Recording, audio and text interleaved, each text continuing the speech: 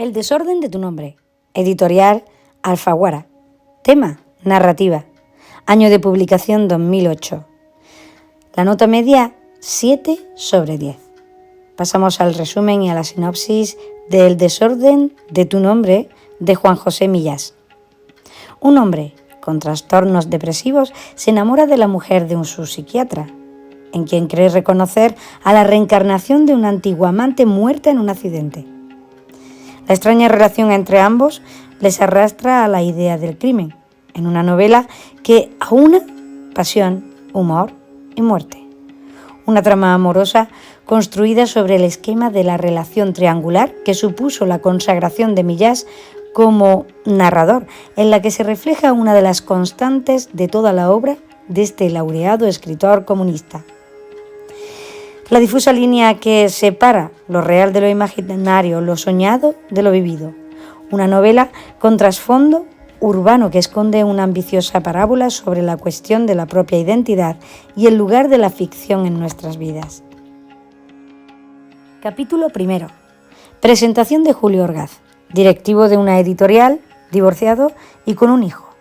Va todos los martes y viernes a la consulta de un psicoanalista. Le cuenta cómo, tras la consulta, va de paseo por un parque cercano. Conoce a Laura, una mujer casada que lleva a su hija al mismo parque y que va surgiendo en él un sentimiento cada vez más fuerte. Capítulo 2. Julio se encuentra enfermo y mediante un flashback recuerda su anterior relación con Teresa, con la que relaciona continuamente a Laura.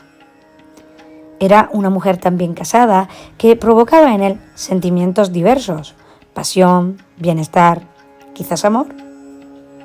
Se transportaban ambos a una realidad paralela en bares y oscuros hoteles, donde dejaban desarrollar su pasión. Una vida en la que solo existían ellos dos. Capítulo 3. Se centra en Laura. Es la típica mujer casada, con estudios, que ha sacrificado su carrera por la de su marido, psicoanalista, que se ha hecho un hueco en la profesión. Ve a su marido como a un extraño y su vida vacía, que tiene que llenar con una vida interior y bastante más real. Para ella, esa vida es la que solo existe entre Julio y ella. Aquí se trata de dos personajes urbanitas. Julio, solitario, divorciado, que ha perdido en el amor. Tiene alucinaciones auditivas, porque oye la internacional. Y, como hemos dicho antes, ha perdido en el amor y cuyo trabajo no llena su vida. Está convencido de que hay una existencia más allá de la realidad. Es, para él, el otro lado de las cosas. Además, intenta captar en su novela que no ha empezado a escribir. Laura es una mujer sacrificada, con una vida rutinaria, sin aliciente, una vez cubiertas las necesidades económicas. Capítulo 4. Es miércoles y Julio está enfermo. Llega su madre, algo que no le hace mucha gracia, y se queda en casa todo el miércoles y también el jueves. El viernes va a trabajar algo ranqueante y despacha algunos asuntos. Le dicen que lo van a ascender y lee el primero de los cuentos de un volumen de un escritor prometedor, Orlando Azcárate. Hasta este momento destaca la doble visión de la realidad de los personajes. El narrador omnisciente se introduce en su mente y mediante el estilo indirecto libre en muchas ocasiones explica en qué consiste esta visión. Es una visión subjetiva del mundo que solo existe en su interior y que se plasma con imágenes extremas, rayanas en el surrealismo. A cada visión de la realidad que a los dos protagonistas les supone un sentimiento profundo complejo, lo interiorizan y lo convierten en su propia realidad. Cabe destacar que el caldo de su madre le recuerda a Magdalena de Proust. Capítulo 5.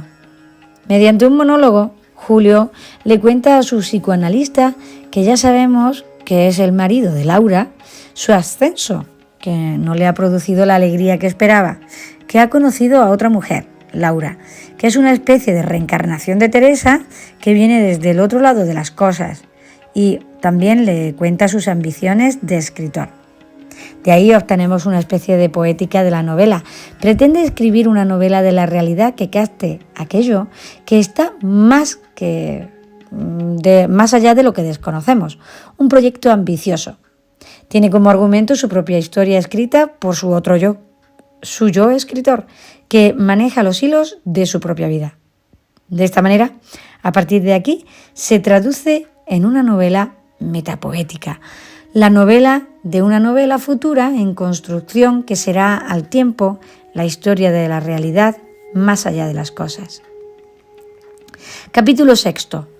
Julio sale de la consulta y va en busca de Laura, que le dice que quiere ir a su casa. Se va en el coche de Julio y se acuestan. De nuevo, Julio literaturiza su vida. En el momento del encuentro se imagina a su otro yo escribiendo su historia. Luego, ya en su casa, mientras toma fuerzas en el baño, se imagina el argumento de un cuento. Incluso la literatura pasa a formar parte de sus vidas, pues Julio lee un cuento de Azcárate a Laura como si fuera suyo. Capítulo 7. El punto de vista del capítulo es el de Carlos. Se despierta a mitad de la noche y mira a su mujer, un rostro sin alma, que tanto ponía ser la Teresa o la Laura de su paciente, su esposa o cualquier otra mujer. Pero él ya sabe que ella es todas esas mujeres. Se confiesa que tras años de sacrificio su vida se resquebraja por el lado que más seguro tenía y él no está dispuesto a perder un pilar tan importante porque es consciente del valor que Laura representa en su vida. El rasgo técnico que destaca es que el narrador omnisciente se convierte en narrador en primera persona por primera vez. Aparece el tema de la alineación y la incomunicación, tan característico en las novelas y sociedades modernas. Capítulo 8. Julio se despertó el sábado por la mañana y recordó la tarde anterior que había pasado con Laura. Recordó haberle leído un cuento de Azcárate, la mitad de todo, y que le había dicho que era suyo. Luego se puso a leer otro, La vida en el armario, y más tarde se puso a escribir con gran energía, pero se le acabó el tercer folio. Recibe una llamada de Laura que lo cita para el lunes y llama a Orlando para quedar a comer y comentar cosas de su libro. De nuevo, la vida se literaturiza. De nuevo, se imagina a sí mismo escribiendo su propia historia como si fuera la de otro y se imagina que la mujer que le espera en el parque es la mujer de su psicoanalista. Capítulo 9.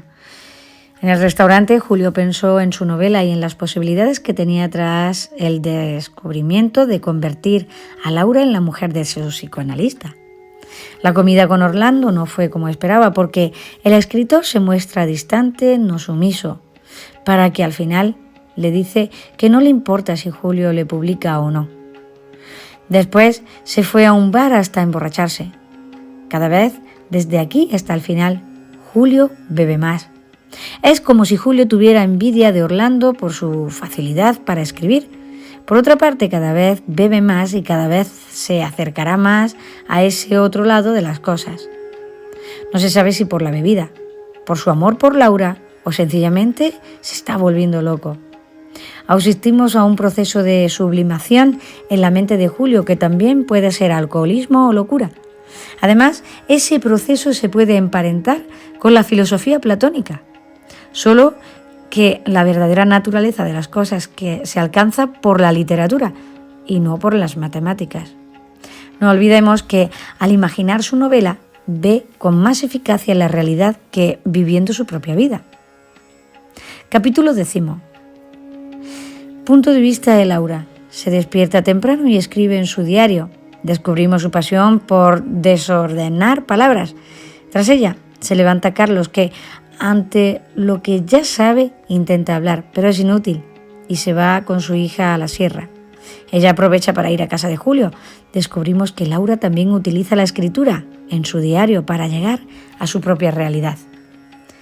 Capítulo 11. Punto de vista de Carlos. Se reúne con unos sujetos que lo apoyan para la elección de un cargo importante en el ayuntamiento, pero tiene cierto tufillo amoral contra contratos verbales de favores mutuos y zancadillas solapadas con estrategias políticas. Luego se va a la consulta de un colega psicoanalista para hablarle de su situación y sobre todo de Julio.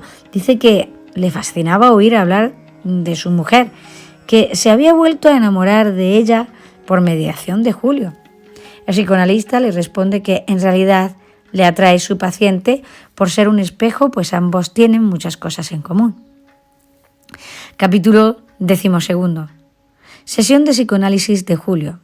Cuenta que su relación con Laura no conduce a nada y que ha rechazado la publicación de Azcárate.